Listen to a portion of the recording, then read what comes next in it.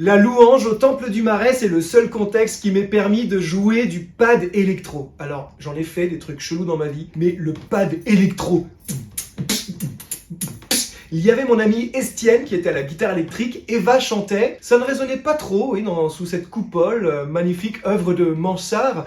Ça ne résonnait pas trop car pour atténuer le son, on avait cette matière molle et dense qu'on appelle l'Assemblée de Dieu. Oui, les fidèles étaient venus nombreux ce jour-là et je me suis dit, à la fin du culte, je vais me recevoir des remarques outrées. Et non, à la fin du culte, que des questions intéressées. Comment se branche ce curieux appareil? C'est que les fidèles protestants, ils ne s'arrêtent pas aux instruments. Ils savent que l'essence de la louange, c'est l'Esprit. Oui, l'Esprit Saint, c'est l'essence même de notre louange. Et avec beaucoup d'essence, on va mettre le feu au monde. Amen. C'est dans cet esprit que j'ai participé au projet Épiclèse qui réconcilie les cantiques anciens tradis à la sauce électro. À la sauce car le plat principal, c'est l'Esprit Saint. Cet Esprit Saint qui nous est donné par Dieu le Père en Jésus-Christ. Celui qui nous l'explique le mieux justement, c'est Jésus.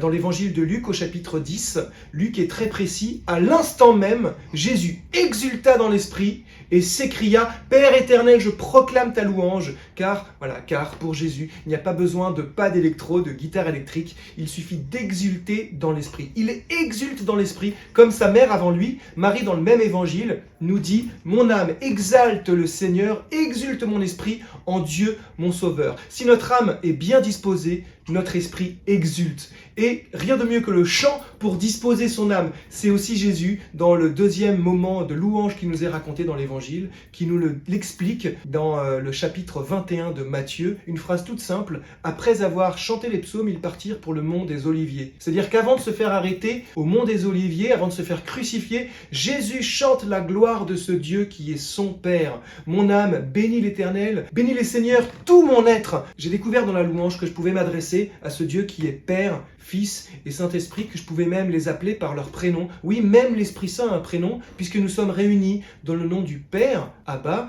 le nom du Fils, Yeshua, et dans le nom de l'Esprit, Ruach Elohim, souffle de Dieu. Amen.